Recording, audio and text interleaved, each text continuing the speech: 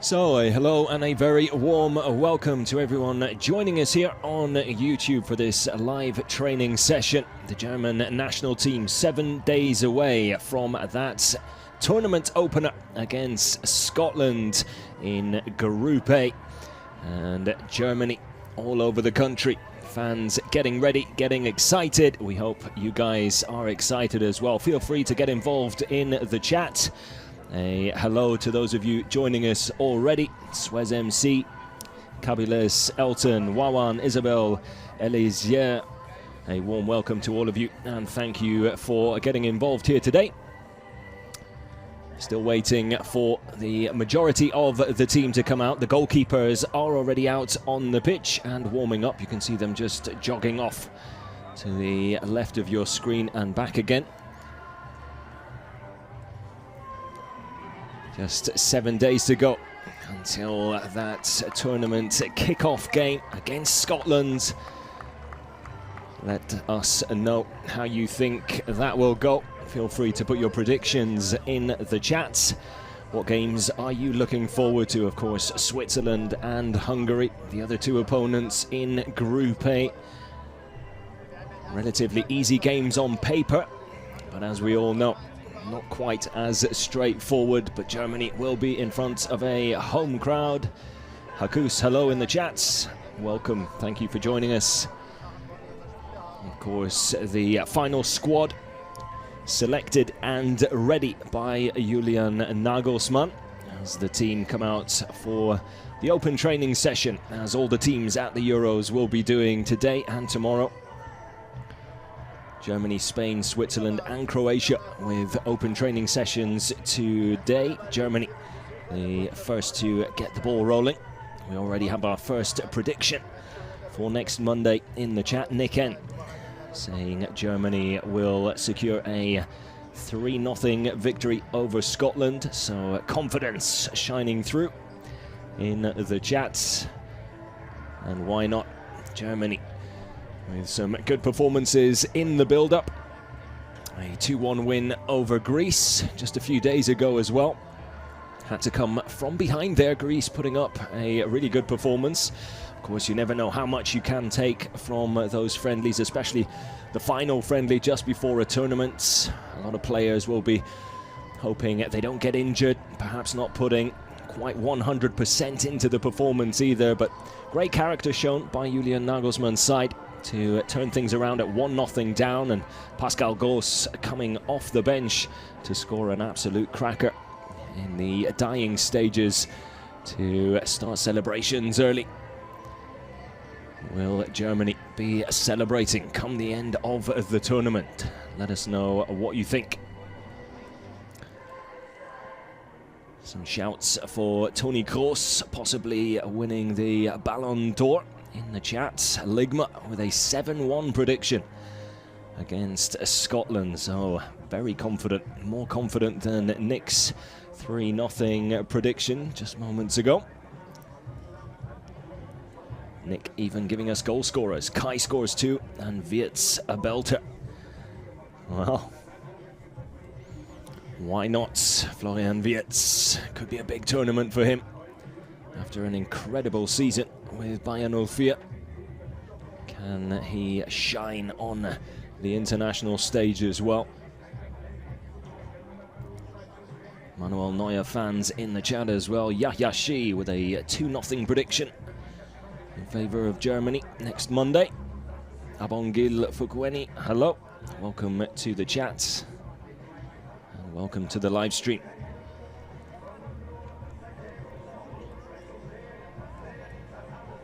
Fearless thinks that Germany will top the group.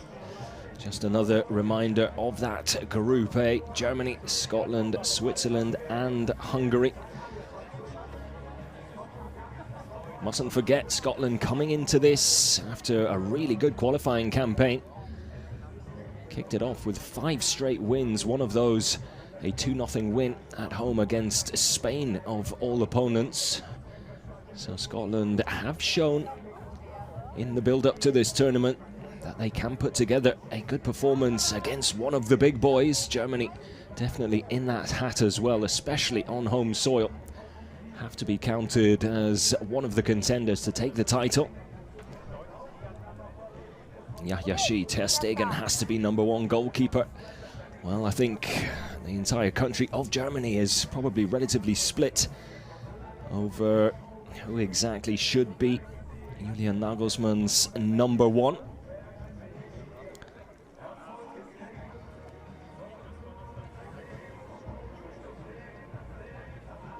Ligma with the question, who is the assistant coach of Die Mannschaft? That is Sandro Wagner, a former player himself. The tall man with short black hair and a mustache on screen now. Here's Julian Nagelsmann's assistant coach, does have experience at a club level in terms of coaching as well. This is probably his biggest job since retiring as a player and becoming a coach. Could have a big part to play. It is an exciting young team.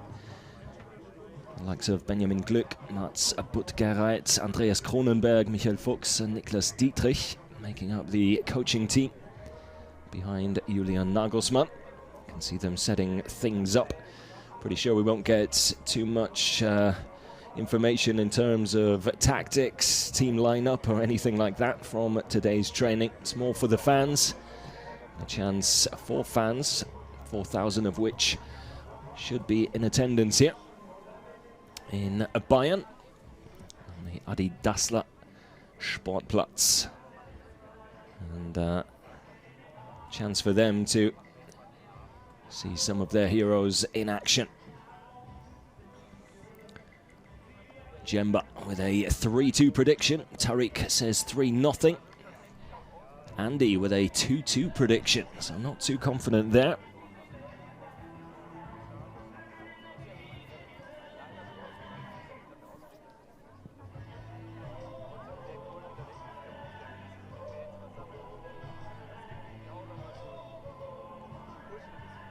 Match is on the 14th of June, that is right. Apologies. I think I said 7 days to go and mentioned next Monday. That is absolutely right. Thank you for the correction there. Everyone in the chats. 14th of June is when it gets underway. Germany against Scotland. Nick N, is that Sandro Wagner? Yes, it is. Susan Bassnett, who will be #9 for Germany. Well, we saw Kai Havertz in that game against Scotland leading the line. Let's go through that lineup against Greece, excuse me, on Friday in that 2-1 win. Havertz leading the line, had Wirtz and Musiala to his left and right, with Ilkay Gundogan with the captain's armband just in behind in that sort of number 10 role. Andrich and Kroos were the two holding midfielders, and then a back four of Mittelstädt, Tah, Rüdiger and Kimmich. Mittelstädt at left back, Kimmich on the right, and Manuel Neuer in goal. You would think that will probably be the starting lineup against Scotland on the 14th as well.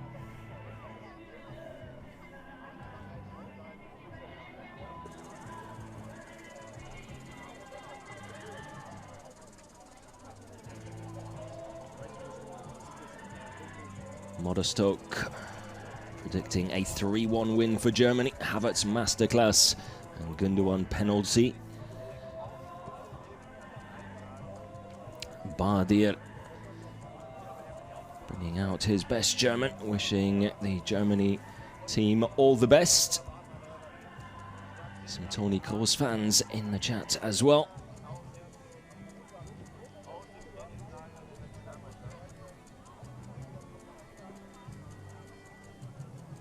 So the majority leaning towards a comfortable win for Germany. I'd have to agree with the majority of you. I think Germany will probably take care of Scotland relatively easily,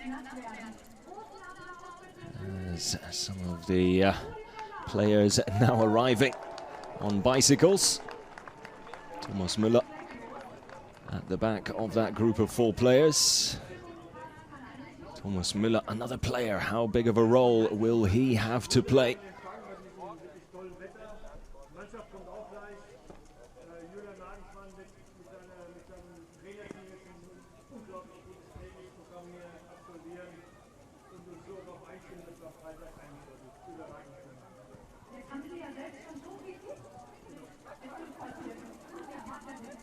So just another reminder of the final squad available to Julian Nagelsmann, with 3 goalkeepers.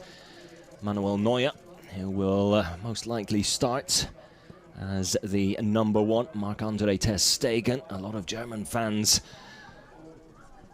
believing he should be number 1, will be the backup keeper. The Barcelona man with 40 caps to his name already, compared to 119 for Manuel Neuer. Game against Scotland will be his 120th in between the sticks for Die Mannschaft. And then the 3rd goalkeeper, the Hoffenheim shot stopper Oliver Baumann, yet to make an international appearance. Chances are he probably won't at the Euros unless things go terribly wrong in terms of injuries or something of the sort. For Manuel Neuer, Marc-Andre ter Stegen, fingers crossed that won't happen, although Oliver Baumann, not a bad backup. And the defenders, Waldemar Anton, Benjamin Henrichs, Joshua Kimmich, Robin Koch, Maximilian Mittelstädt, David Raum, Antonio Rüdiger, Nico Schlotterbeck and Jonathan Tah. The midfielders for Germany, Robert Andrich, Chris Führich, a youngster from Stuttgart, given a chance to possibly impress at the Euros on the big stage as well. Great call-up for him. Just 4 caps to his name so far. Pascal Gross came off the bench to score the winner against Greece on Friday. İlkay Gündoğan, Toni Kroos, Jamal Musiala. The Bayern Munich youngster, Alexander Pavlovic, making the final squad as well. Might we see him in action during the group stage? And then Leroy Sané and Florian Wirtz making up the rest of the midfield. Then the attacking part of the team, Maximilian Bayer from Hoffenheim, Borussia Dortmund's Niklas Füllkrug, Kai Havertz, Thomas Müller and Stuttgart's Deniz Undav.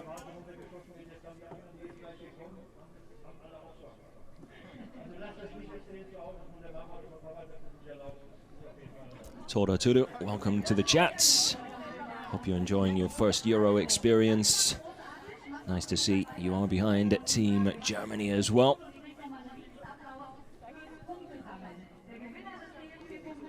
Sandipan, don't underestimate the Germans. Everyone and every team has got a lesson whenever they have underestimated the Germans. Couldn't agree more. Germany, more often than not, show up on the big international stage, especially in front of a home crowd as well. They'll certainly have the support there. And they always put together, a fantastic tournament in Germany. Yaya Musiala is Germany's great future. Yeah, would have to agree there as well. Tariq Hummels, Adeyemi Brandt should have been selected. Yeah, the BVB trio not part of the final squad. As far as Borussia Dortmund and their fans are concerned, only 2 players representing the club here for Germany. Niklas Füllkrug in attack and Nico Schlotterbeck, the only 2 Borussia Dortmund players to make the final squad. Ismail Baloch, Germany will win the Euros. A lot of confidence in the chat, great to see.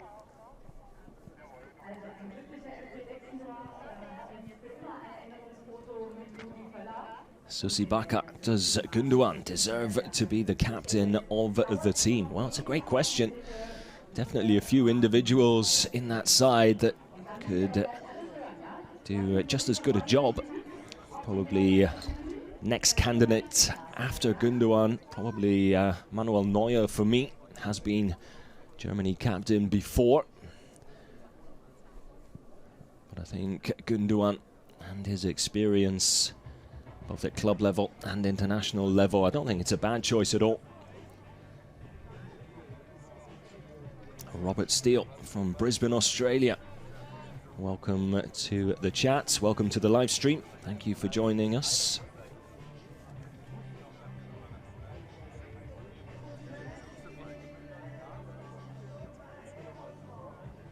Albert also must be a Dortmund fan, perplexed at why Adeyemi, Brandt and Hummels are not in the squad.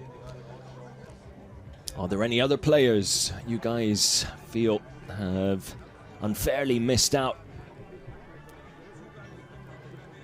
Do get involved in the chat. Still waiting for this live open session to really get going. Just getting some of the pleasantries out of the way. Everyone in attendance, including the legend, that is Rudi Völler. Susi Baka, are you German? I am not, however, I do speak the language and would say that the German language, Germany and countries surrounding have always been a big part of my life, and therefore I've always been involved with the DFB, especially over the last 5 to 10 years. It's been an absolute pleasure. Anupam, Bayern and Germany all the way. Bayern Munich fans in the chat as well. Sammy, Füllkrug should start instead of Kai Havertz. Well, I think that is the big question. Who will start up front? Two very different players. Kai Havertz, of course, does give you that versatility in attack. Perhaps a little more technical when it comes to comparing the two frontmen. Very different strikers. Füllkrug, very much an old school number 9. Great hold-up play. Can be devastating in the air, but is very limited in terms of where you can play him. It's pretty much straight up front and down the middle, whereas Kai Havertz, as part of a front 3, can possibly add a little more confusion in terms of what the opposition defense might have to deal with. You can have your front 3 sort of switching roles, positions throughout the game. All depends on how Julian Nagelsmann wants to take on his opponents, and depends who the opponents are as well. I wouldn't be surprised to see Füllkrug possibly even start in the game against Scotland, as the players now make their way out onto the pitch. Okay, Gündoğan leading Die Mannschaft out.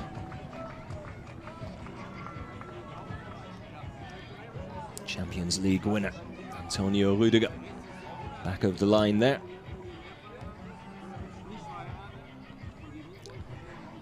Alexander Gutheil, I want to see more of Musiala this tournament. What a difference maker. Well, as far as young players go, I think Musiala has to be one of the most exciting players, not just for Germany, but at the tournament as a whole. I think there's a lot of football fans, not necessarily just Germany fans, really looking forward to seeing what he can bring to the tournament, what kind of a tournament he can have. A big future ahead of him. I think that goes without saying, regardless of how the tournament goes for Germany. I think Musiala is going to accomplish big things in the game, but it would be great to see him sort of hit the ground running and see Germany hit the ground running. I think players like Musiala could dictate how Germany do. Should be very interesting. Michael Zubi, Havertz has to start. He gives options and dynamism to the attack. Couldn't agree more. I think we just went over that as well. Personally, I think I would go for Kai Havertz first. I think Füllkrug is a great option to bring on. If you find yourself 1-0 down with 20 minutes left, and you might have to rely on dead ball situations. Maybe you've got the sort of situations where things aren't quite happening in open play. Those days do happen, or Lady Luck just isn't shining down on you, and you have to sort of play dirty, as they say. I don't mean that in terms of get physical with the opponent, but perhaps do the less attractive things in football, like take advantage of corners, dead ball situations, free kicks. And a Niklas Füllkrug is exactly what the doctor ordered. Can come in, you know, throw a few elbows, get stuck in, and then he gives you that prowess in the air and hold up play as well, which, you know, can then help bring in the wide players, try and stretch defenses a little. But I would go with Kai Havertz first as well. I think having scored that equaliser against Greece on Friday, I think he might have just cemented his place in the starting lineup there with that goal.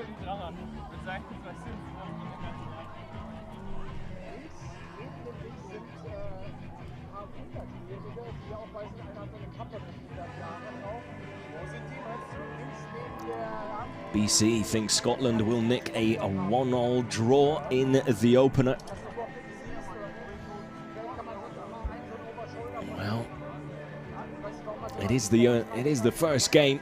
I mean, of course, you'd like Germany to get off to a really, really good start. I think more often than not, a good start, early momentum can only help you in the long run. But if we look back at the World Cup, I mean, Argentina lost their first game against Saudi Arabia, went on to win the tournament. So it's not the be-all or end-all. But yes, you do think that a win early on would set them up nicely. A 1-1 draw, probably not the end of the world for Germany either. Although I do think that the games against Hungary and Switzerland won't be quite as straightforward. Switzerland especially, if you look at the squad they've got and how they perform at tournaments or have performed at tournaments in recent years, definitely a team on the up. They do have some big players in there as well. Fabian Schär and Manuel Akanji at the back, two Premier League veterans now. Akanji formerly with Borussia Dortmund as well, so knows all about the Bundesliga. I think they've got some really exciting players. Granit Xhaka, of course, what a season he had with Leverkusen, having joined them from Arsenal. Anupam W, commentary and commentator. Oh, thank you very much. Very kind. Thank you for joining us. See, we've got people tuning in from all around the world. Mood Naufal from Malaysia, warm welcome. Tom Mart from Nova Scotia in Canada, a warm welcome to you too, Tom. Thanks for joining us.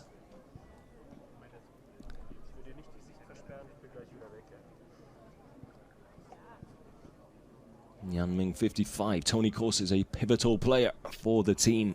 I don't think anyone will disagree with you there. What a player he has been and still is.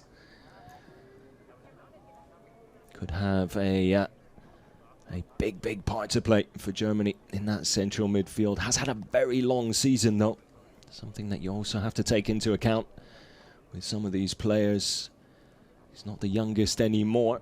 It's not that he's looked like he's been running out of fuel in recent games. Put in another cracking performance against Borussia Dortmund in the Champions League final. Has been given a little bit of extra time off as well, joining up with the squad a little later than most, deservedly so. Picking up yet another Champions League title. I mean, what a long list of accolades that man has put together. Could add a European Championship title to it as well. Really interested to see what Toni Kroos brings to the table for Germany. Won't be lacking in confidence, that's for sure. See the players just limbering up. Niklas Füllkrug, Schlotterbeck, Joshua Kimmich, all on screen.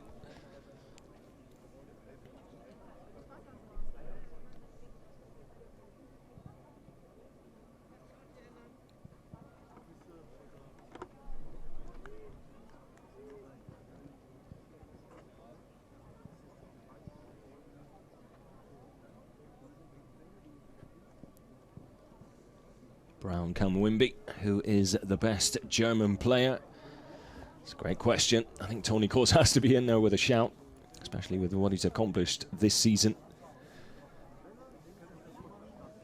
But for me personally, I'm really excited to see Musiala and Wirtz. I think they could be instrumental. If they have a good tournament, I think Germany will. Susi Baka, who is the next great German striker. It's a difficult one, isn't it? Because, as we've just mentioned before, the two main strikers you think will be Kai Havertz and Niklas Füllkrug. It's also a great comparison there as well, because Füllkrug very much the old school striker, a sort of striker that is dying out, or the way he plays anyway. I don't think we're going to see too many like him coming through. I think the future is sort of having these versatile attacking players. I think the name striker is something that will become a thing of the past in the not so distant future as well. I think you have to be able to play sort of anywhere across a front three or even a front four, including a number 10 role. And I think Kai Havertz really shows what a modern forward is, in terms he can play on the left wing, right wing, up front in the middle, or in a number 10 role, whereas Niklas Füllkrug is strikers of the past, or soon to be. So it's a difficult one. I think Kai Havertz is probably the best option. I think Dennis Undav is an exciting player to bring off the bench. Doesn't have a lot of experience at international level, but could, in a tournament format, could be an amazing player to bring on if you need a goal. And almost sort of sits in between what Kai Havertz and Niklas Füllkrug are. Sort of a nice sort of balance between the two. So definitely have options in attack, does Julian Nagelsmann. Robert Steele, personally, Müller is the best. Well, he's one of the best to ever do it, especially at international tournaments, perhaps not in Euros, but does still have this one. Might be his last, but take nothing away from what he has given this Germany team throughout his career. One of the best to ever do it.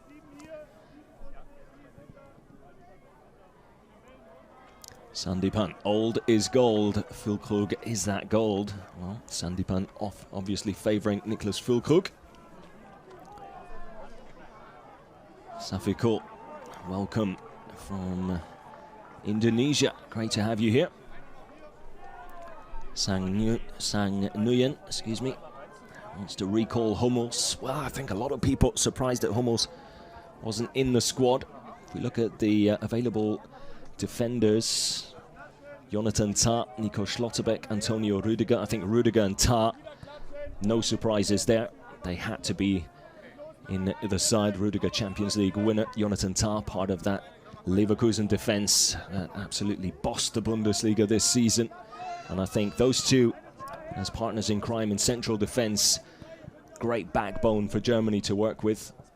Joshua Kimmich and Maximilian Mittelstädt, the two sort of wing-backs, full-backs, depending on the formation. I think back four is looking pretty strong, especially with Manuel Neuer in goal. A lot of you think Marc-Andre ter Stegen should be the number one, but I think if Manuel Neuer is fit, it's always going to be difficult for Marc-Andre ter Stegen to get past him and make that number one spot his own. Trey Days from the United States, pulling for Deutschland. Love from Guyana coming in, from Toro Brezzi. Great to have you here as well. Abdul Hafiz, Wirtz and Musiala, the future of Germany. Couldn't agree more there. Gaming Inc. almost too slow. Well, I think that's part of the thinking there as well. I mean, you'd hate to be Julian Nagelsmann and have to make those decisions, but they are decisions that need to be made.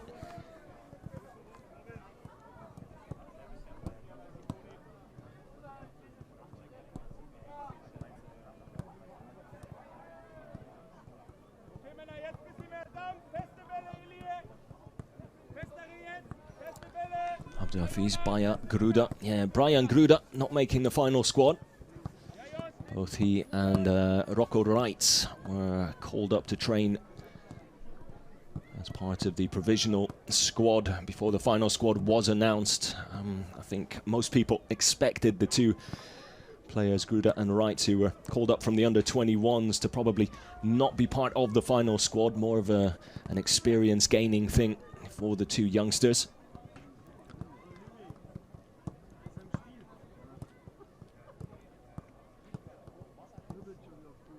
Yupadopa pointing out Manuel Neuer's skills on the ball. Well, he definitely changed the role of a goalkeeper, didn't he, Manuel Neuer? Some question marks over some of his performance of late, although me personally, I'm still a massive Manuel Neuer fan, and just what he brought to the goalkeeping department, the way he changed football, almost similar to the way, if you look at from a managerial aspect, the way Pep Guardiola changed football. All of a sudden everyone wanted to play the tiki-taka, play out from the back. Manuel Neuer, as a goalkeeper, one of the first really to be as good as he was and still is on the ball. Changed the way Bayern played football. Really comfortable on the ball. I mean, how many times have you seen Manuel Neuer drop a shoulder, lose the oncoming player? Made it look so easy. And distribute the ball beautifully as well. And now it's almost a must for any goalkeeper to be able to have that ability, have those skills. You rarely will see a goalkeeper become a #1, be it at club level or international level, unless they are good on the ball as well. And Manuel Neuer was, for me, one of the first to do it. So will always have a place in my heart, Manuel Neuer, and then take nothing away from his goalkeeping abilities as well. I mean, as far as saves, shot stopping, reactions, one of the best in the business. And then his decision making as well. Very rarely goes to ground early. And yeah, just a pleasure to watch. Always has been, and will be for as long as he plays. Let's have another. We've got fans coming in from Morocco. Welcome, Scary Muji. And who else have we got?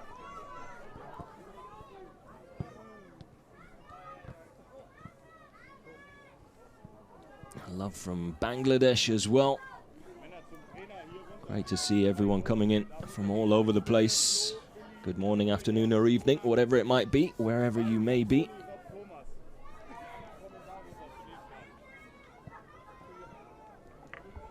The goalkeeper, Adeyemi, should have been called. A lot of people calling for Adeyemi. Disappointed he wasn't part of the team.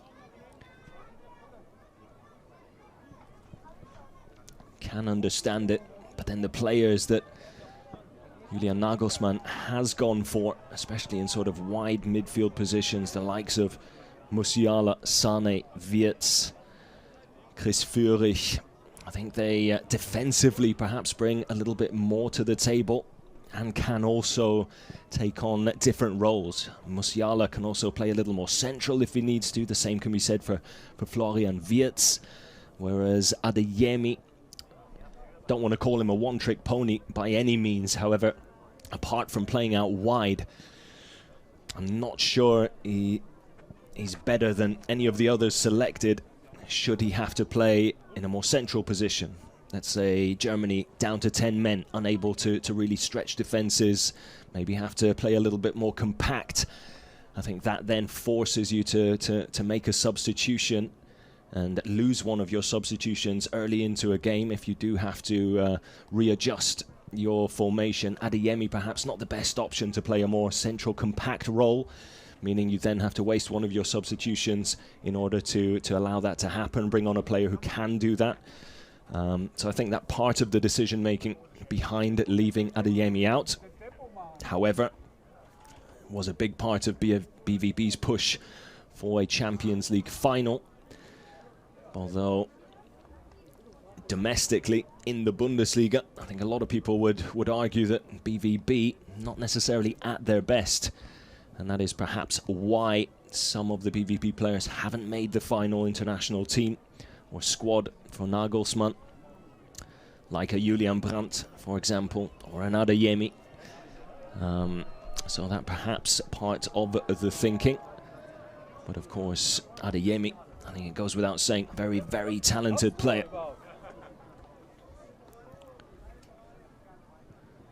Creative Wolf joining us from Nepal. Great to have you here. Kade Drake against PSG. Adeyemi played so well that I think he would be a good left back. Well, that's an interesting shout.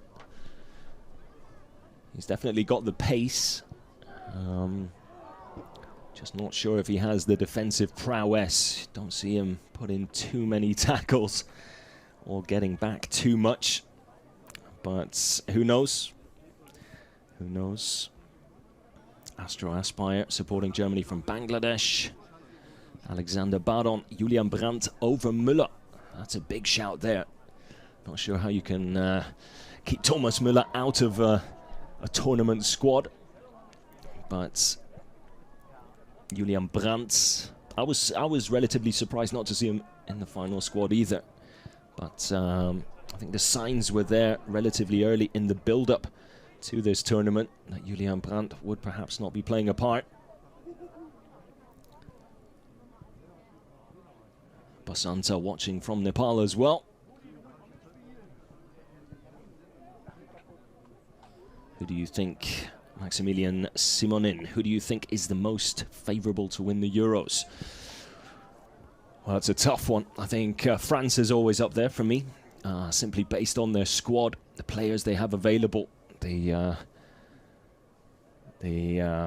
ability of players that they can bring on in every position. They have a world-class player starting and backup in every position, apart from maybe the goalkeeping department.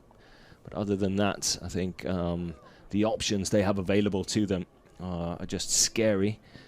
So France definitely always up there for me. I think England are in with a shout, although I do worry about their defence and goalkeeping department. I think that's their only weakness. But midfield and attack, also extremely scary. One of the best midfield and attack they've had in a long time. I think Spain is always a contender, and I'd have to say my dark horse was probably Portugal, because I think on paper as well they have a fantastic team, and they always seem to show up for the Euros, with or without Ronaldo. So those would be my main contenders, and then up there with them is Germany as well, of course, because I think playing in front of a home crowd, playing on home soil, not having to travel, the ease of having friends and family there to support you as well. I think these are things that aren't often talked about, but can make such a difference.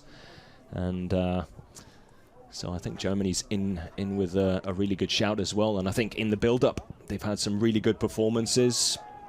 Not their best against Greece, but like we said at the beginning, I think the final friendly before a tournament, you never know how much you can take from a performance there. I thought they showed great resilience and character to turn it around and win it in the end. But I'm not surprised that they weren't necessarily firing on all cylinders either, because you've got players that are desperate not to get injured just before the tournament kicks off. You're still sort of fine-tuning things from a management perspective as well. Still perhaps trying a few last things out. And I think at that point, you already know you're going to be at the tournament. So not getting injured, perhaps a little more important than the result. So that would be...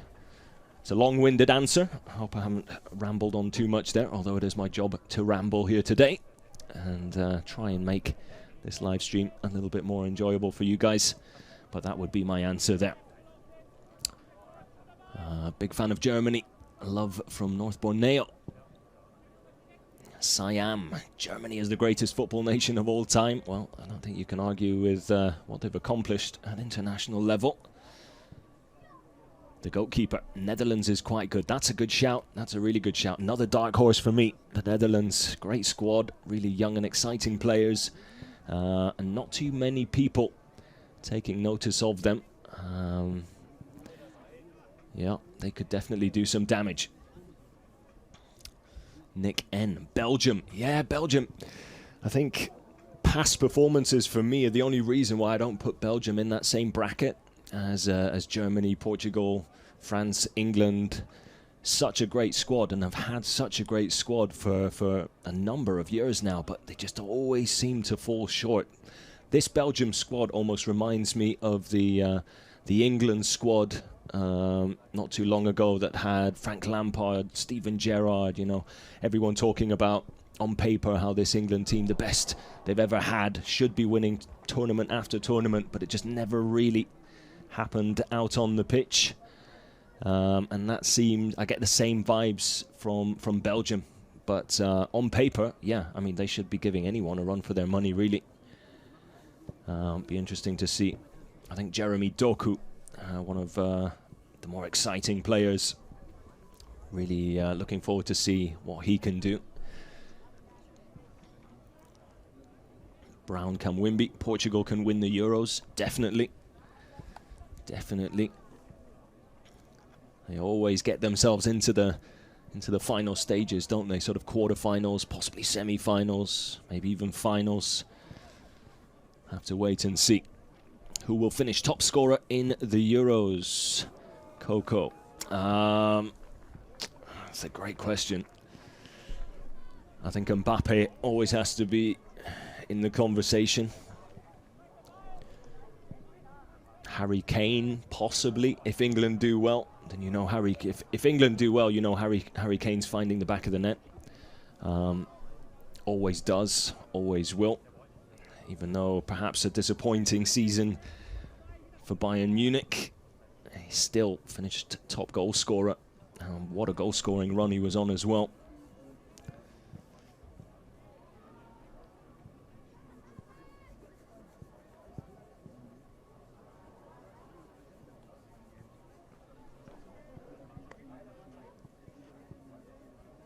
Susi Baka, which country are you from? Not too far away from Germany, I'll put it that way. Who will be the best performer for the Portugal squad? Well, we are here to talk about Germany, but I will say, always been a big Bernardo Silva fan, and I think if he plays well, then Portugal will do well.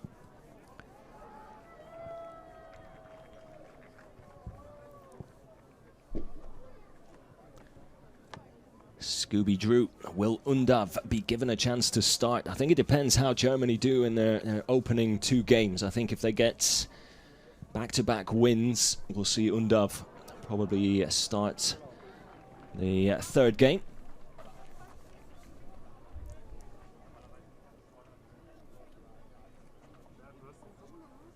But I think other than that, it'll be between Kai Havertz and Niklas Füllkrug. For the first two games. Kai Havertz scores in the first, he'll probably keep his place for the second game as well. If Germany make it 2 from 2, then they can go into that third game a little more relaxed, and perhaps not only will players be given a chance so that they can get some game time under their belt, but I think some of the main go-to players can then be given a bit of a rest, and rotation, of course, so important at these tournaments, and when done right, could be the reason you make it all the way to the final. Alexander Baron hit the nail on the head there.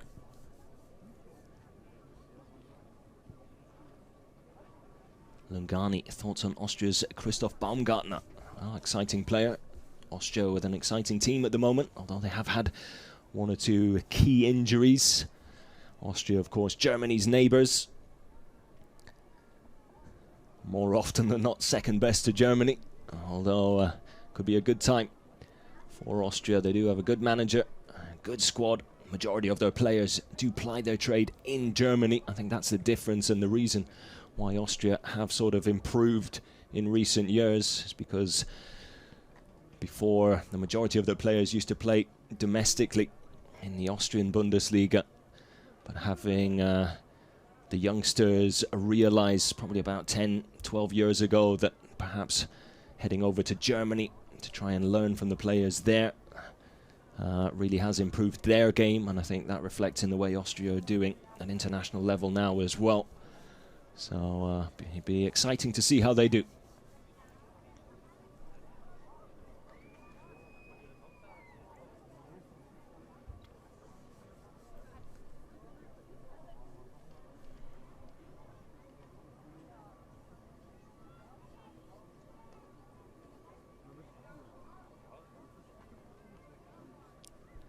Huevos fritos. Taking notes for Team Spain. Watching this training. Good to see that Spain have scouts everywhere, even in the YouTube chat channel.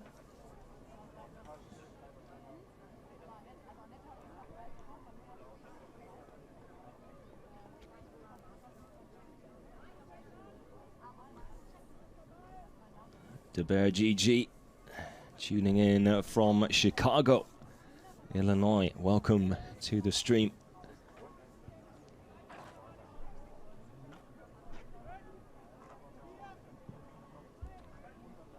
Nguyen Tuan, do you think Maximilian Bayer can be a prolific striker for Germany in the future? In the future, possibly.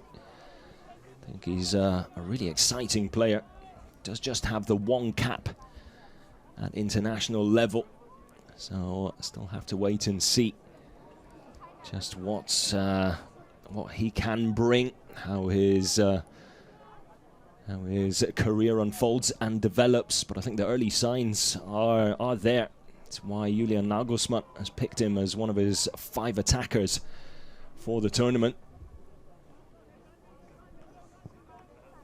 But personally, big fan of Maximilian Bayer. I think he has a very bright future, both at club level and for the international team.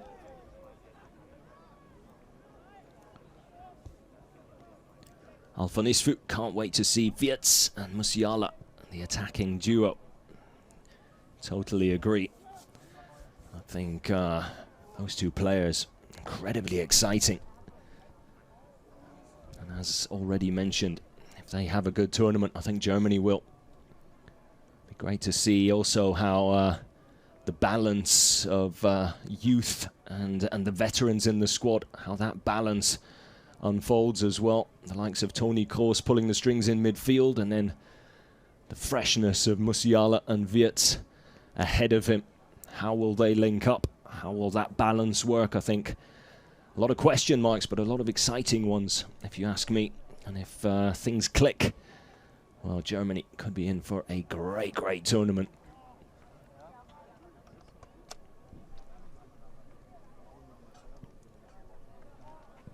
Scooby Drew, are you surprised that someone like Goretzka was left out? Normally I would say yes, but based on the season Goretzka had with Bayern Munich, I can't say I'm that surprised, to be fair. I think Robert Andrich from Leverkusen had an absolutely cracking season, and him getting the nod ahead of someone like Goretzka, I think is the right decision in the end, and thoroughly deserved. So very similar players as well, both very physical, big midfielders, although Andrich, I think, just has a little bit more in terms of distribution, also getting forward into goal-scoring positions. He's shown that with Leverkusen this season. It's can be a real box-to-box midfielder, and just gives you a little bit more versatility. Goretzka, for me, is just a little, without being in any way disrespectful, but doesn't have too many other sides to his game. What he does extremely well. I think no one can take that away from him, but I think Andrich just brings a bit more versatility to the table, and I think that's why he's that, and his performance, or performances all season for Leverkusen, the reason that he got the nod ahead of someone like Goretzka. Susi Baka, admin, did your country qualify for the Euros? Yes, they both did. To add confusion. Elton Nguyen, where do you think Germany will likely finish in the Euro? I expect them to be in the final 4. I think it's hard past that point to know who's going to win it. I think once you make it to the semi-finals, anything's possible, anything can happen, regardless of what team you are. But I'd be surprised to not see Germany in the final 4.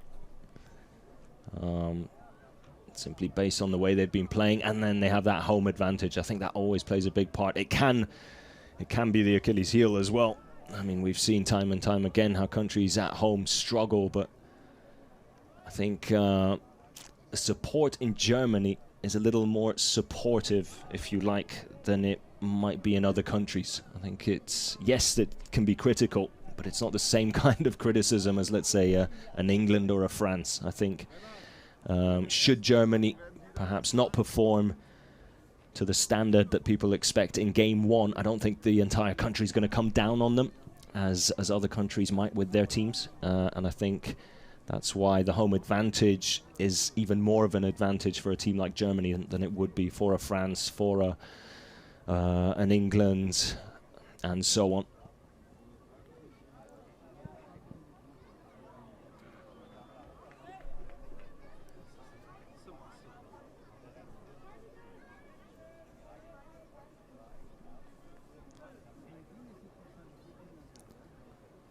Dervikus, how about Hummels? Are you surprised to not see him in the team?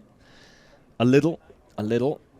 Especially with the season he had, although Borussia Dortmund maybe didn't have one of their best seasons. I think Mats Hummels probably had one of his best at Borussia Dortmund, if that makes any sense. I think he was one of the main reasons they made it to the Champions League final. But then when you look at how they finished in the league, his lack of fitness and the fact that he's aging meant that he couldn't be as influential throughout an entire campaign. But the Euros, of course, is a tournament format. And someone like Hummels, even to just have his experience around, might have been a really big advantage. But I don't think the players that were selected are necessarily any worse than Mats Hummels. So I think Julian Nagelsmann has had a really tough job this season in selecting the Germany team. But I think he's done a good job. I think there's a really nice balance and a couple of difference makers in the team as well. So, yeah, we'll have to wait and see.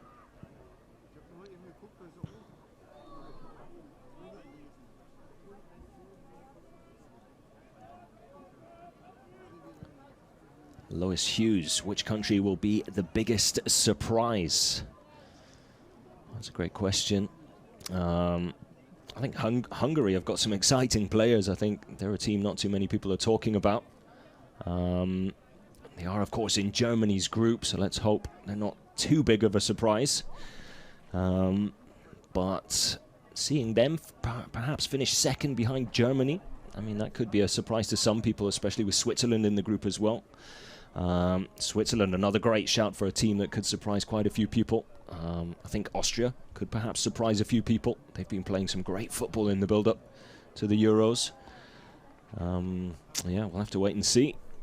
Plenty of candidates.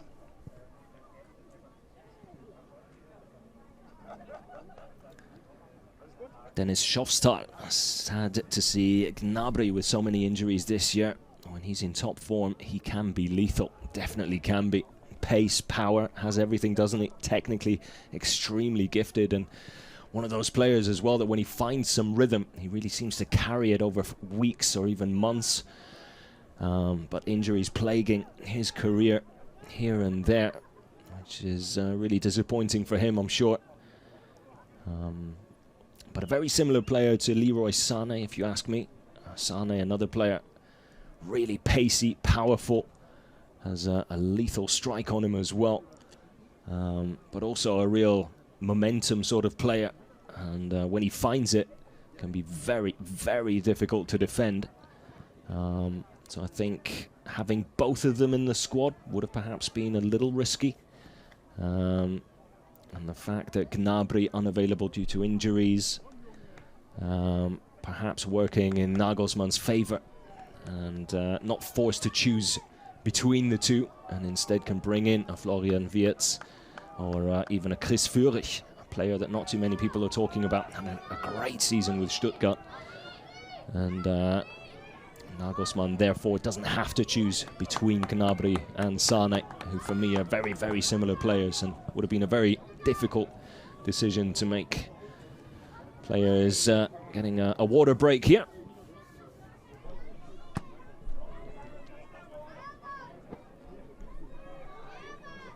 Has my country ever won a Euro? No, it has not.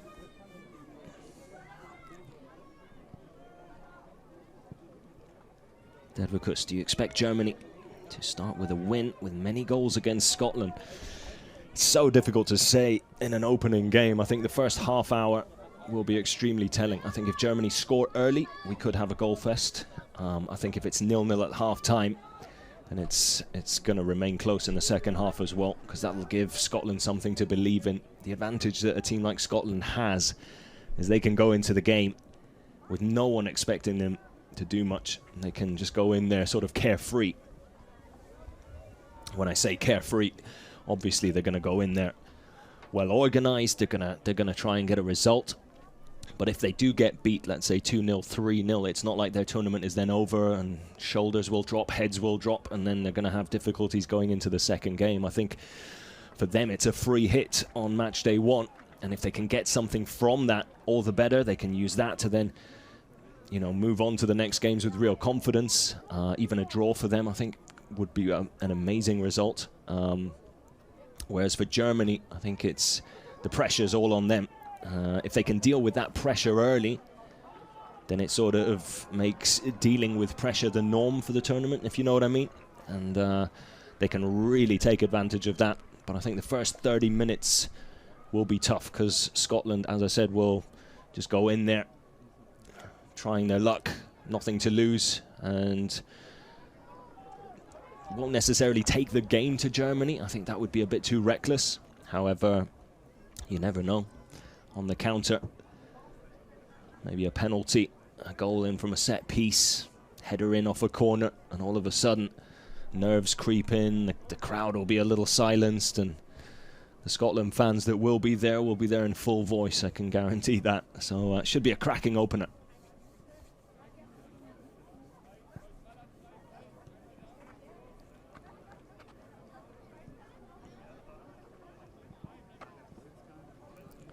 Yassine, would you play Musiala, Sané on the wings with Wirtz in the middle, or keep Gundo at the 10, meaning Sané is left out? Personally, I would, I think I would keep Gundo in the middle.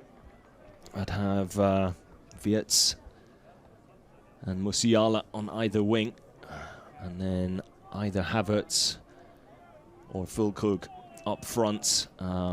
I think Sané can be just such an effective substitute. You know, if you do need that goal, then to be able to bring on a Leroy Sané with his pace on either wing could be absolutely devastating. I think he's a great player to bring off the bench. Is he capable of starting games and performing? Absolutely, absolutely. But for me, just based on the seasons they've had, Musiala and Wirtz deserve to start on either wing ahead of him. Lulawan Nasser, welcome to the chats. Nice to have you back.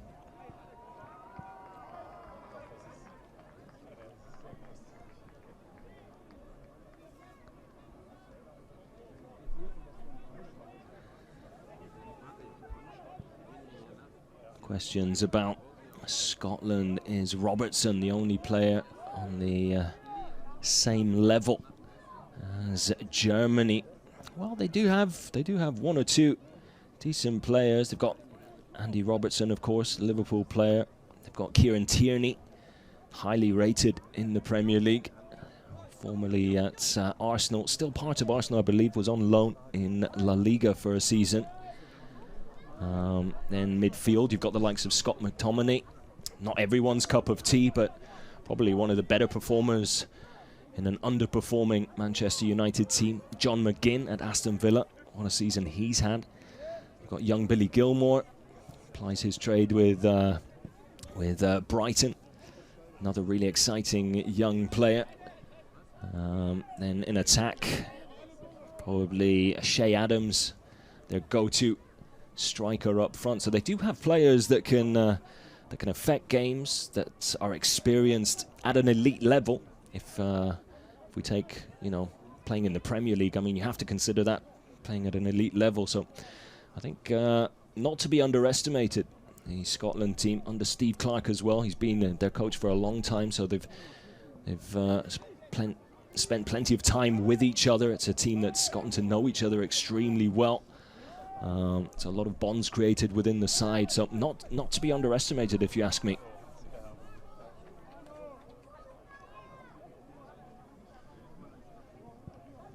Kate Drake, Lewis Ferguson. Yeah, he's a big miss. Young Ferguson, really exciting young striker. Won't be part of it though. It's a big upset for Scotland.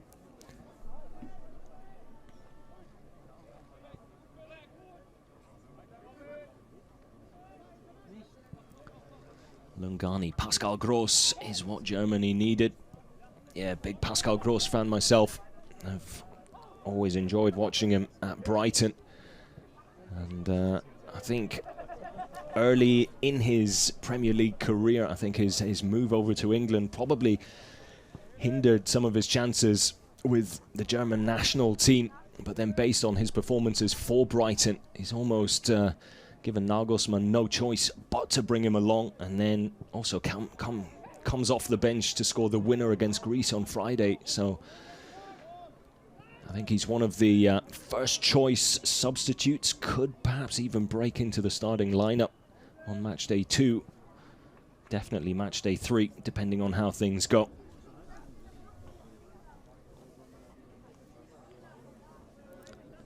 Nguyen Tuan, is Germany's midfield the best in the tournament? Well, when you've got Toni Kroos in your midfield, you're definitely in the conversation. Is it the best in the tournament? That's a tough one. That really is a tough one. I think England have got a really, really good midfield. I think France have a cracking midfield as well.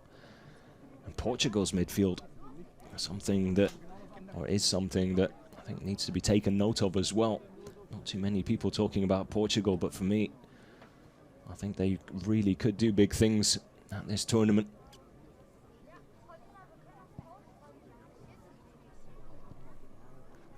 Scooby Drew, can you give some insight on the drills and games that the players are going through here? I can do my best. As said, I don't think there's too much behind these drills. We saw some limbering up, some warming up, a few shooting drills, and now just small-sided games.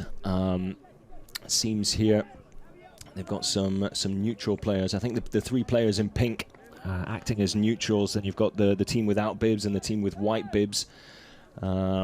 What this does is it creates numerical advantages or disadvantages for either the team without bibs or the team with white bibs. So in terms of defending, when you're at a disadvantage numerically, it forces you to sort of move as a unit, defend as a unit, keep things compact, try and push your opponents into wide positions and sort of close out those passing lanes through central areas, if you like. And then when you have the numerical advantage, using those 3 pink neutral players, how can you use that to your advantage? How can you create spaces? How can you stretch defenses? How can you find those gaps in the middle? So how can you sort of break up the compact shape of a defense and find those little pockets of space and use them to your advantage? So I hope that's somewhat of an insight. I myself am not a coach, but have watched quite a few training sessions in my time.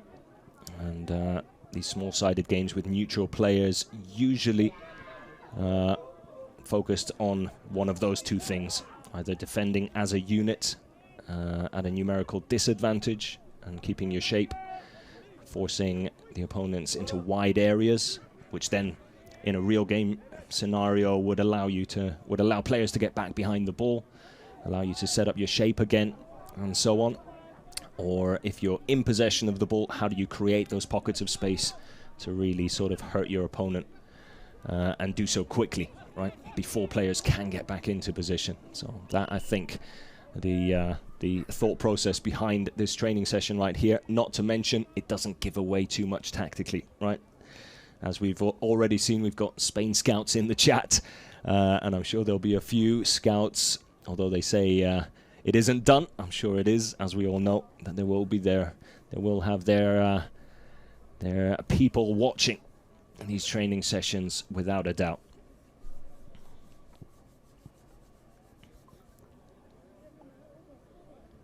Servus from Singapore, Roy Heng Xuan.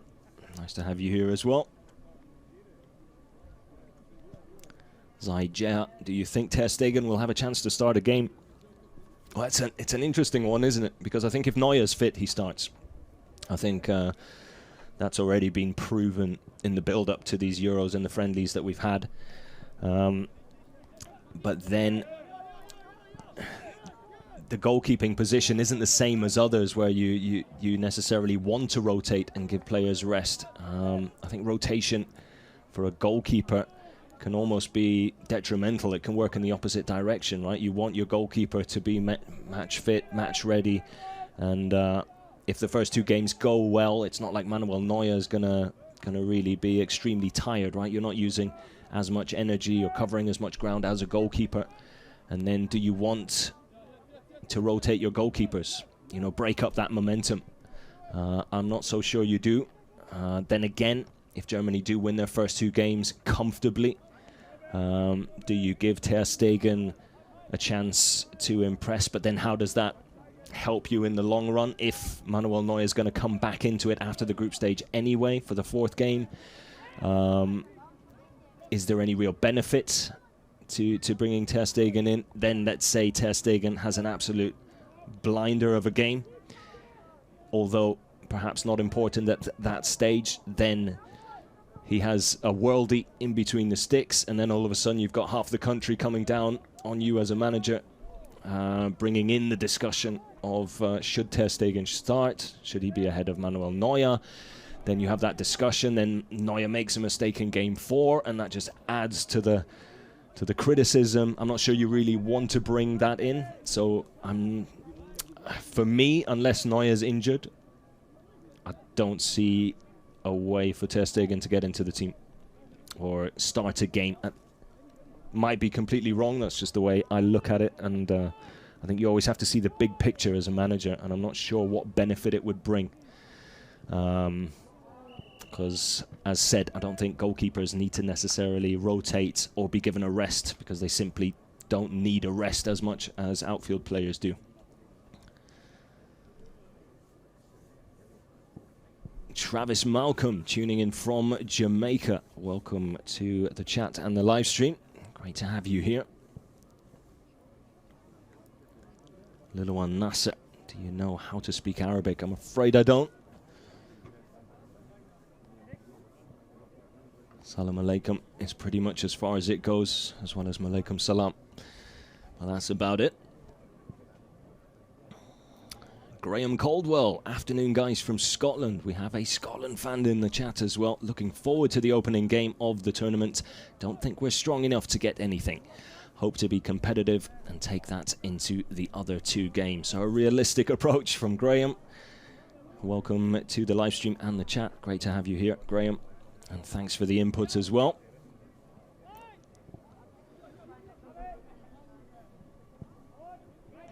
Jorge from Rio de Janeiro in Brazil. Great to have you here as well. Icarus from Indonesia. People from all around the world tuning in. Die Mannschaft with fans from all around the world as well. Great to see and great to have you all here.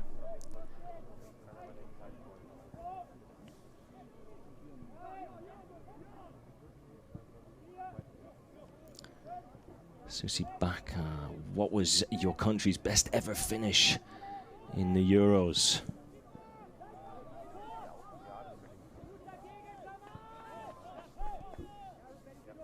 Not too high, shall we say.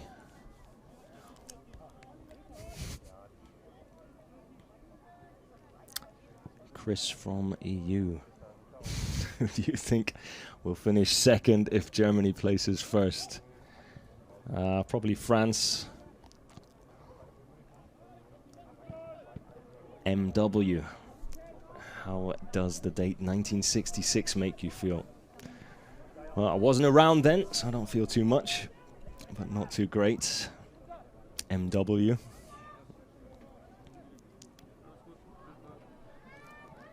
Good day all the way from Toronto.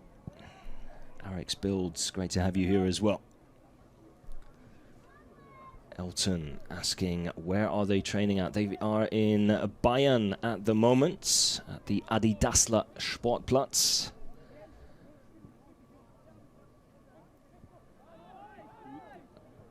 in Herzogenaurach, to be precise. Will be their home for the group stage at least, but most likely throughout the entire competition as well. Great setup here. Working together with Adidas for this training center.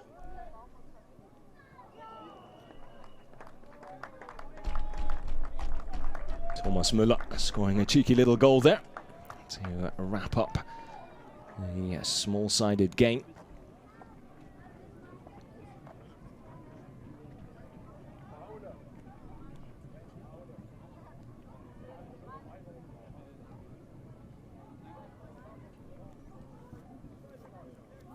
Well, to make life easy for you, Susi Baka, my two teams are England and Austria. Although I will be keeping an eye on how Germany do as well.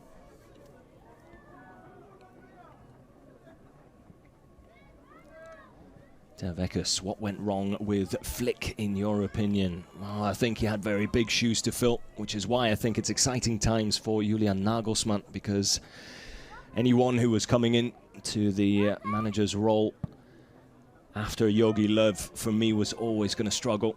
After what he achieved and accomplished as a manager, I think you were always going to struggle to even match what he did. And so all his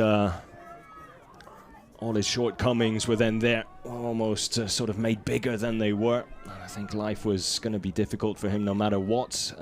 It was a transitional period for Germany as well, which made his life even more difficult. But now, with that sort of under the carpet and a thing of the past, Nagelsmann can come in and with not as big shoes to fill. If anything, a little easier to do better than perhaps Flick did. I think he's already doing that in the friendlies that we've seen him in charge of. And I think the expectations are a little less as well. So I think the job as a whole is easier for Nagelsmann. And as a result, I think he'll just do a better job.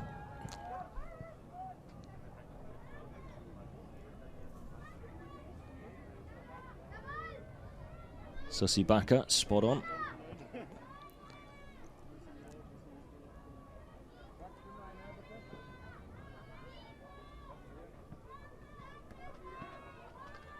Pham Duc Minh, do you think Germany is stronger than Argentina? That's a tough one. You'd have to say, on paper, no. Argentina are world champions. Germany are former world champions, but it's been a while since they've been at the top of their game. This could be the year they get closer to that again. I think Argentina have an incredible team. They'll obviously have Lionel Messi as well, so it is Lionel Messi at the end of his career, but it's still Lionel Messi. I think it would be a cracking game, no matter what. Gionet, Österreich fan in the chat as well.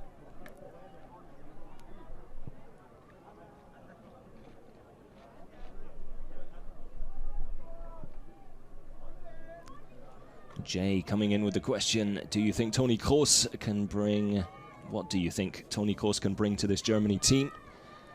He is in his prime. Can he make the difference, or can he make a difference? Well, I think he certainly can make a difference. I think he's been showing that throughout his career, that he's a difference maker. As far as central midfielders go, possibly one of the best I've ever seen. Is he in his prime? I'm not so sure about that. I think he's coming towards the end of his career, but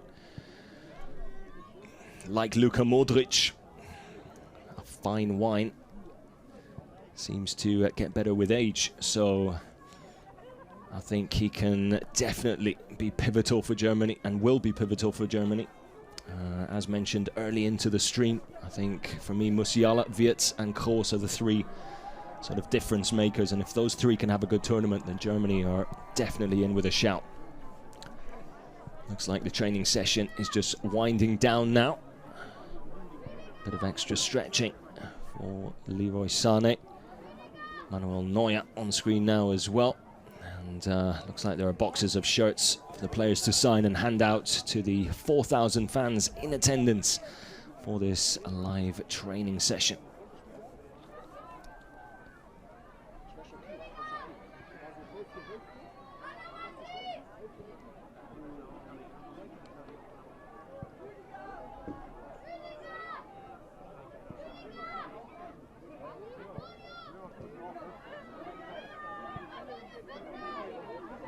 Gina Pudel hoping Germany get back to their best, supporting from Nepal.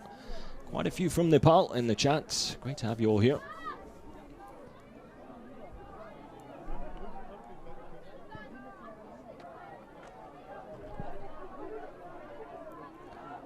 Samuel Mwenda, what do you think of Jonathan Tah and the Bayern rumours? Is Tah Bayern quality? As a German champion, I think that automatically makes him Bayern quality.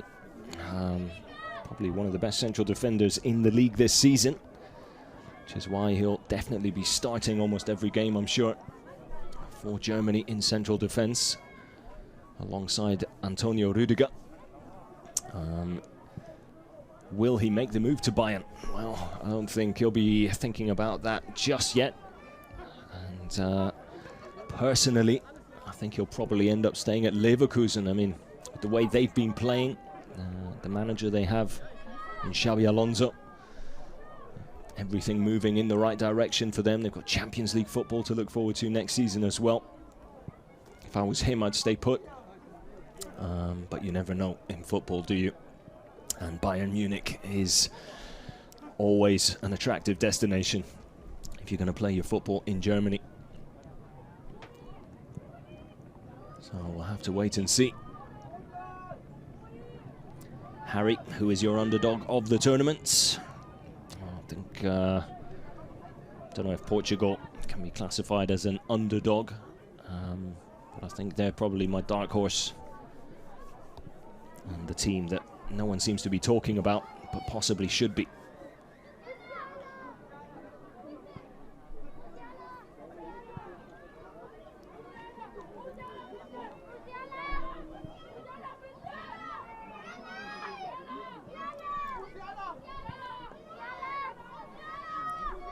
I'll try and get through a few more questions before we end things here. Where is Pavlovic? Pavlovic is in the squad. Have no fear. Has been out training today as well. Kicker is Andrich Großwirtz. Suitable midfield. What could Gundogan bring? I think Gundogan will be starting without a doubt, carrying the captain's armband as well. Julian Nagelsmann making it very clear that he is, or he believes that İlkay Gundogan is the man to lead Germany to a title. With Kroos there as well, Andrich and Wirtz, incredible seasons for them. All starters, if you ask me. Gionet wondering how far Austria will get. I think if they can get it out of the group, they're in with a shout to cause a bit of an upset. But it is a tough group with France. Luluan Nasser, where is Brandt? Julian Brandt not making the Germany squad.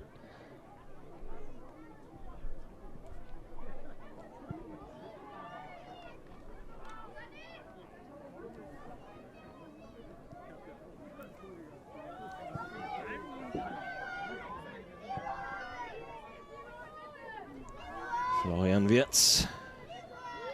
Some shooting practice.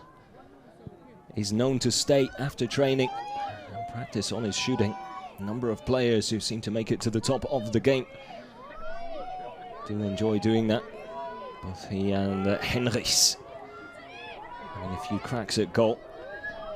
Don't know if all of you watched the game against Greece on Friday. Henrichs rattling an absolute thunderbolt off the crossbar in that game, nearly scoring what would have been the goal of the game as well.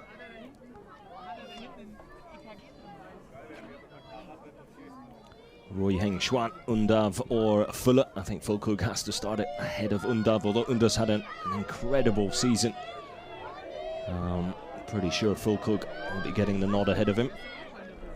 Lead kicker, who's your choice for striker? I think you have to go with Kai Havertz after the season he's had with Arsenal. If not him, then Füllkrug.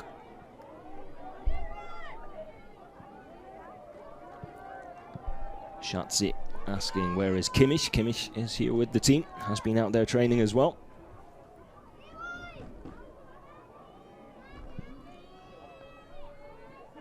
Odeon Gold, how do you grade this Germany defence compared to the past?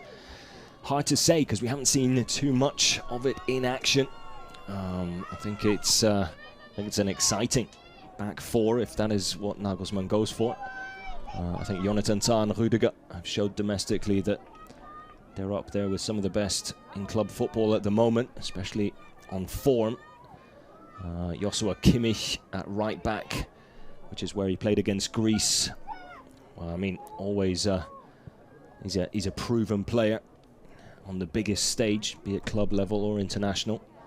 And then I think Maximilian Mittelstädt has shown with the chances he's been given by Julian Nagelsmann that he's not afraid to impress and has been a really exciting addition to Germany's defence. And then you've got Manuel Neuer in goal. I mean, if you are a defender, you're probably not going to be more confident than those four, knowing that Manuel Neuer is behind you.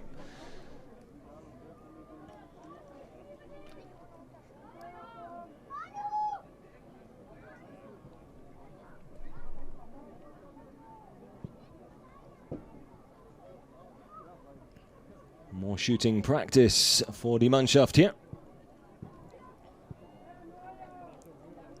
which usually suggests the session is slowly but surely coming to a close now. Thomas Müller watching on.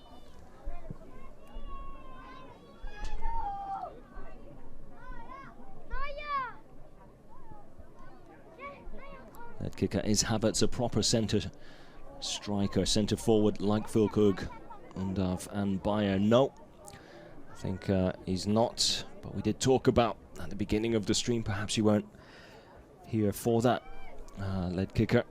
Havertz, very much a modern attacking player, and the future of football in terms of being able to play anywhere across a front three or four, including the number 10 role.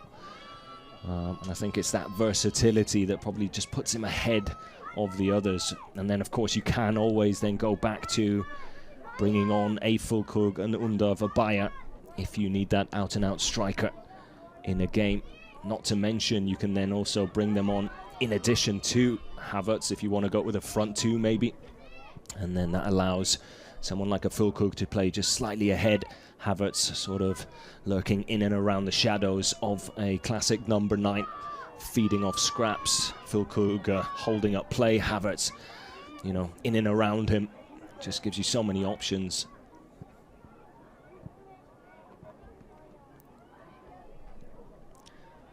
Baked Bean, Germany getting smashed on Friday. Obviously a Scotland fan in the chat as well. Well, you never know. Sandipan, Manuel Neuer is not the Manuel Neuer of 2017. Well, no, perhaps not. But it is still Manuel Neuer. And I'm sure most countries would more than happily have him in goal if they could. Lulua, Ronaldo or Messi? Well, it is the question everyone seems to ask. It's a hard one for me because they're so different. My answer is always, I'm simply happy to have been alive during a time where Ronaldo and Messi were out there playing football. And I think you can't have one without the other. I think they brought the best out of each other. So it's almost a 2-for-1 kind of package for me.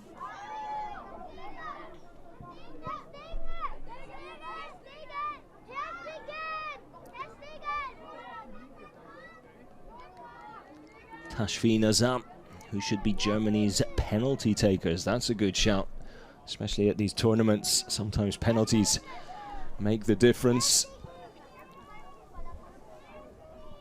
I think Füllkrug, Havertz, Kimmich, Gündoğan. and Andrich would be my 5.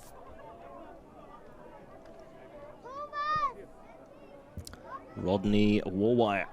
Will you trust Kimmich as a right back in big games? Well, he did start in that position early on in his career. Has developed into more of sort of a holding or defensive midfielder. But I think he has plenty of experience in that position and can more than do a job there. So yeah, I'd say I would trust him at right back. Aren't too many players I can think of that, in terms of experience, ability, and having the right mindset, would probably be ahead of him. Maybe you've got some suggestions, feel free to put them in the chat.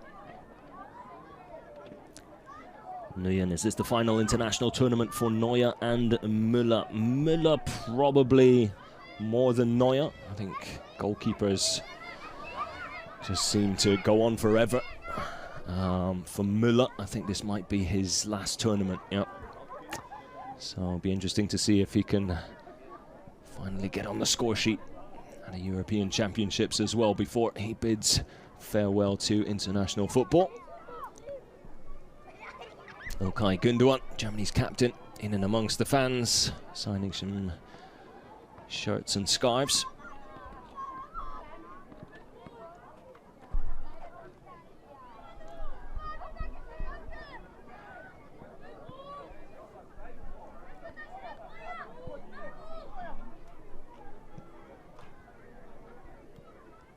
So just another reminder, Germany in action on the 14th of June, 4 days from now, 9 o'clock kickoff. It's an evening kickoff, Central European time, of course.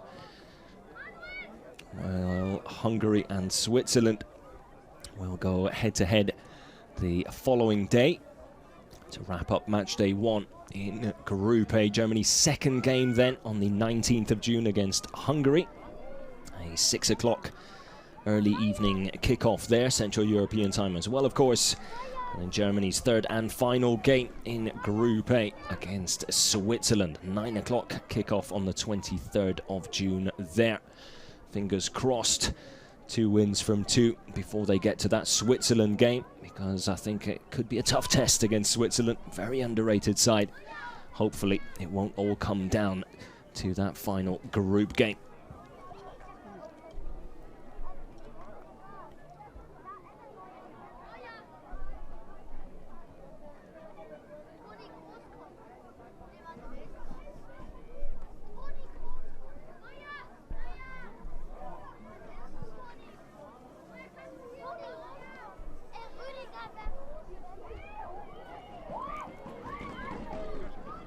Musiala making a lot of young fans very happy there.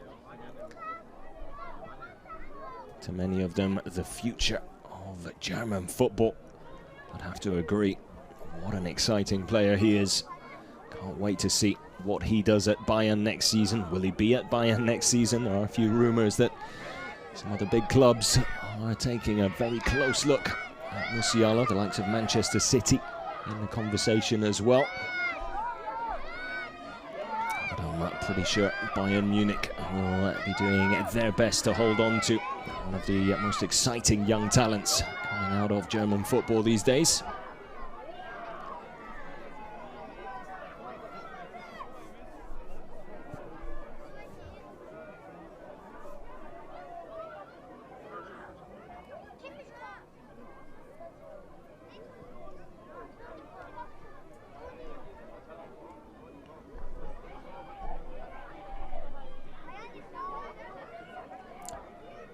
Andrich or Pascal Gross to start besides Toni Kroos. I think you have to go with Andrich, simply because of the season he's had with Leverkusen. Although Pascal Gross, big fan as well. He's certainly given Julian Nagelsmann something to think about with his performances off the bench in recent games in the build-up.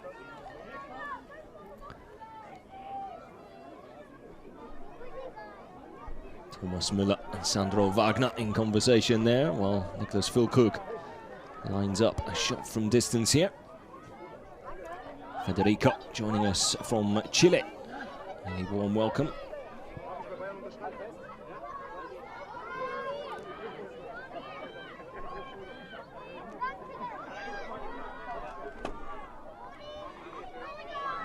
Lead kicker, who's a better goalkeeper, Baumann or Nubel?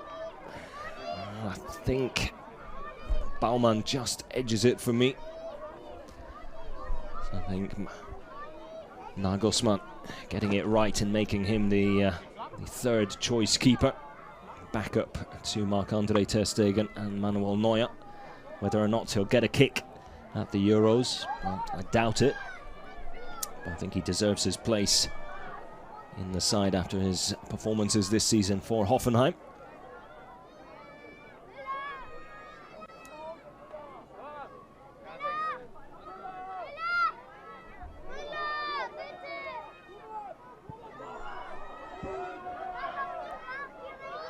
Benjamin Glück with Julian Nagelsmann.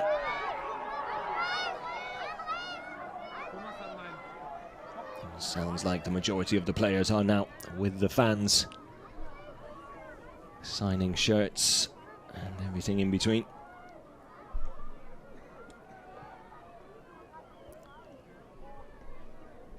Fanis Fu, best free kick taker, question mark. I think it's hard to get past Toni Kroos. They do have a few players who can take a good free kick, but Andrich actually really good from dead ball situations as well.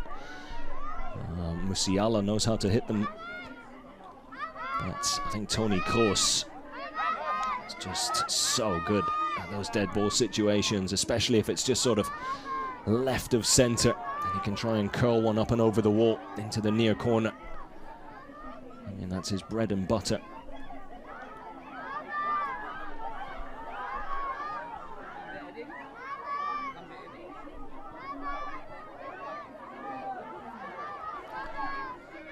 Tevekas, do you think Kroos will take all of the free kicks, corners and penalties? Corners, pretty sure he probably will.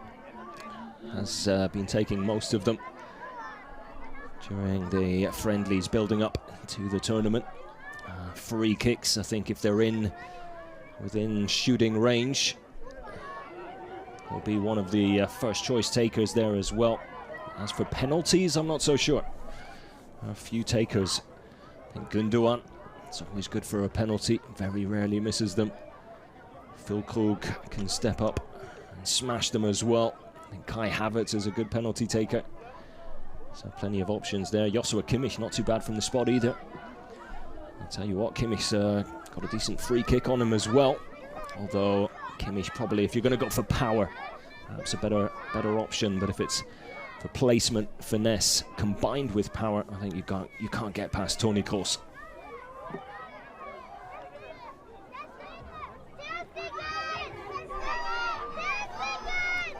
And so I think that will wrap things up here as well.